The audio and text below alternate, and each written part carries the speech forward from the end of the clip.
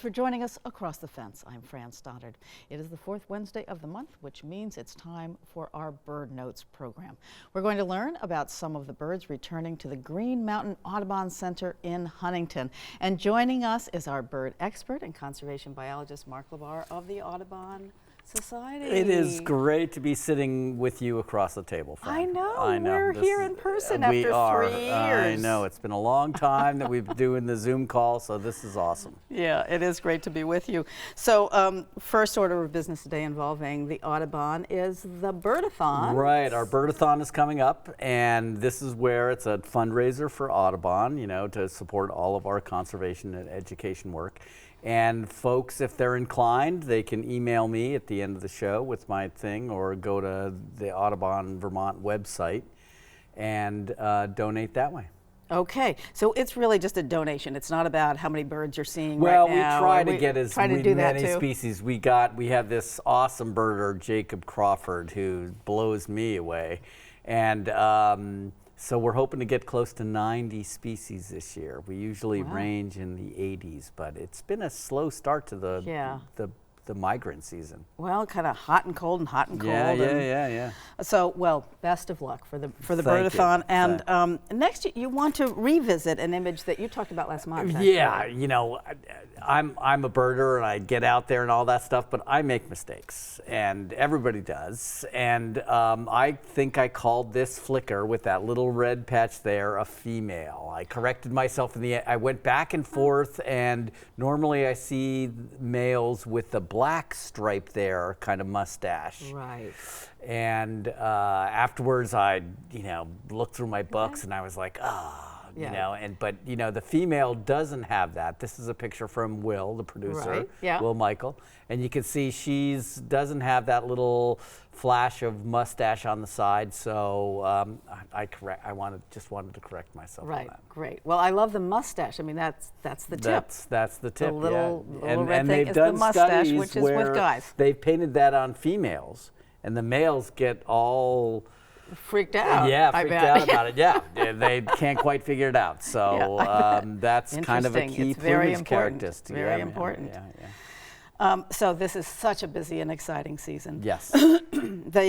So what are some of the migratory things that are happening at the Audubon? I go out in my backyard, and I'm really lucky because I live at the Audubon, and I've been waiting for the migrants to show up, and this is one of the first ones, the chestnut-sided warbler, pleased to meet you, as it sings, which shows up in the shrubby area around our house. And then you go deeper into the woods and you start hearing the ovenbird. Oh, I love ovenbirds. They are great. They're loud, teacher, or oh, Canada, whatever you want. Pizza. But they're a great one. You often don't see them because they're scurrying around and the ground. They're really on the ground. Yeah, they nest in a little oven-shaped nest, hence their name. But they're loud, and so you can hear them out in the woods.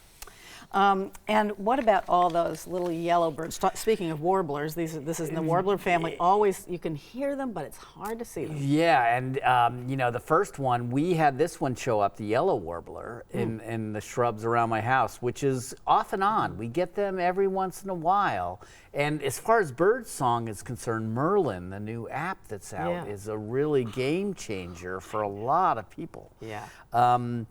As far as other yellow birds, we got our common yellowthroat, the masked bandit that hangs out in kind of wet areas. That the males have that dark patch on their eyes, and they're a witchetty witch, which you hear, if you get near some wet sloughs or a marsh or something like that, you'll hear that. And then I had one of these in my apple trees. The Tennessee warbler, which is, a species that won't stick around at the Audubon, but will move forward. But this is the time of year where we see all those different species that are just kind of passing through. Right. So it's an exciting time for birders, especially when you get those trees that are flowering out. There's lots of insects, and the birds are all here. So are most of these that we've just talked about moving through, or do some of them do stay? Some of them, a lot of them do stay, but some of them, like the Tennessee warbler, bay-breasted warblers, all those species which are more boreal species will move through.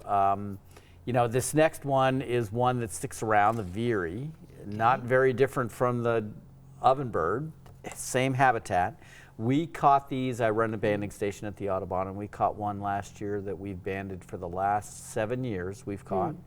So this bird has flown all the way down to Brazil and flown all the way back up to just find our little spot there in the Green Mountain Audubon. So they're a great one. Veer, veer, veer, veer, veer. And then, of course, sitting in my backyard, the barn swallows are back. And, you know, they're in the shop and they make lots of noises. And, you know, whether I open the shop door, I guess the shop door is open for the season now at this point in time. Just because and they those stick birds, around for sure. And they stick around, yes. And then another one that, you know, the philosopher of the woods, I call it, the red-eyed vireo. This is a bird that very common in Vermont, but repeats itself. How are you? Oh, could be. Oh, what is life? It talks to itself all day long. So the red-eyed vireo is another one that recently, you know, they've showed up and they hang out at the Audubon. They breed there. And so just an exciting time for those birds that are coming back and sticking around, as well as those birds that are just passing through. Well, it has been, you mentioned Merlin, it's a free app that's kind of amazing. So I put it out and it just, all these birds that it's hearing, and then you can look for them. Is that so how you do it? I look at Merlin as the Merlin app, which is out by Cornell, folks can download, as kind of the Roger Torrey Peterson bird guide of sounds. So oftentimes this time of year, there's so many songs going on, and beginning birders are, you know, it's overwhelming. It is overwhelming. But to have the Merlin app really gives them an entry into hearing birds and knowing what birds are present in their woods. And yeah, it's an awesome It's pretty app. exciting because It there's is. some warblers like, oh my gosh, I have a... And as a birder, I walk around, I don't have it because I'm still using my brain. And people will go, well, good. Merlin said, so Oh, I've dear. got to get used to that too. Right, Yeah. right. Yeah. Okay. I just want to make sure that we get to a letter because I think this Sure. is such an interesting story. This is from Mary Whitcomb of Randolph, who also included a picture. And Mary Yes. writes, "Hi, Mark. This morning I heard a whomp kind of noise and it went to the window to check it out. I was very surprised to see this beautiful bird perched on my fence. So she ran to get her camera and managed to take several photos before it left. And then she says, sadly, I found 3 dead carcasses from small birds nearby on the ground. Yes. I used my Sibley books to identify it, and I'm hoping it continued on its way to Canada and is now long gone."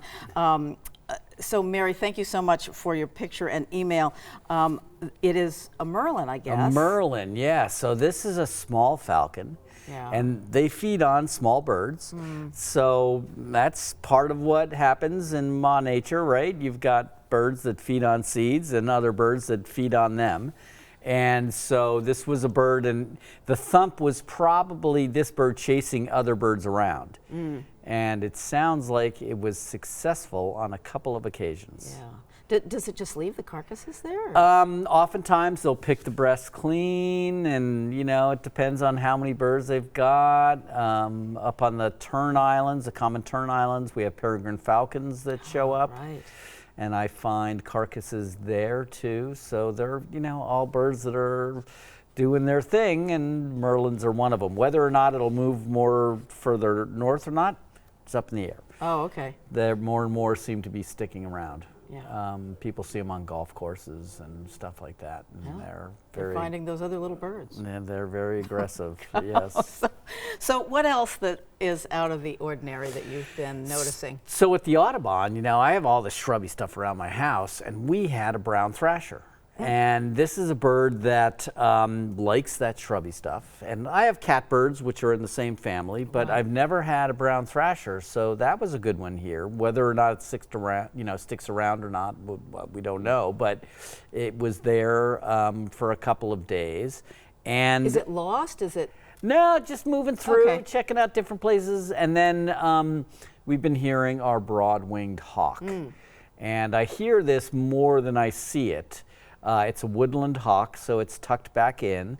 It has those, you can see those bright tail bars on it that are, tail bars that, basically are a great ID component to them. And that's, so that's a bird that's around. It's nesting in the woods somewhere. I hear it screech overhead every once in a while, and, it's a good bird. So you're seeing these broad-winged hawks, but what about the other hawks that are usually here and just hang out? Our red-shouldered? Red tails are here. I've seen a number of them. The red shoulders are another woodland hawk that people don't see as much. The red tail is probably the one probably that the one they that you see. see Yeah, that's floating out over the interstate and yeah. stuff like that. So all these birds are moving through, and the small birds are, they're migrating at night, and the hawks take advantage of them feeding in the day, and that merlin is obviously doing a little feeding on its own as it moves north, or maybe it has a nest there. Wow. So the little birds that are moving through, they're resting during the day somewhere, and why do they fly at night? Because of celestial navigation? There's another app called Birdcast that you can look at, which uses Doppler radar. Wow. And it tracks birds. And they use various different, migration is still has a lot of unknown features. And they come down during the day to rest and feed, and then they take off. And then they move again at night. Okay.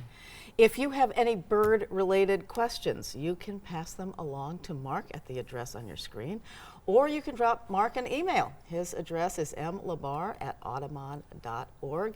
You can send him your questions and your pictures, and he'll try to find answers for you on an upcoming edition of Bird Notes next month. Yeah, and we'll be here You'll be again. here This in is the great. studio. This is so great. This is really awesome. And you are off to the islands to I'm do what off to this do afternoon? some turn work this afternoon, so it's my busy season. It's that's why I'm kind of You look marvelous, darling. Yeah. but yeah, everything's happening now. Awesome. Okay, Mark Labargue, thank you so much for joining us during this very busy season. Yeah, you're welcome. And thank you once again for joining us across the fence. I'm Fran Stoddard. Stay well.